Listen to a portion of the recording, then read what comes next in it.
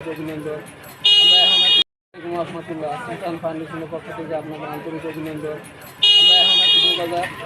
হ্যাঁ, আমরা এখন আছি বউবাজার। আমাদের জেনারেল ভাই এই পর্যন্ত আমার অনেক ওষুধ দিতে। হ্যাঁ, এই পর্যন্ত এই যে একটা ওষুধ 85 টাকা করে। হ্যাঁ, এনে ওই যে আর্ধেক হয়ে গেছে, ওই ভাইয়ের লিগে কিছু ওষুধ বাকি আছে, আরও নেওয়া লাগবে নিতেছি।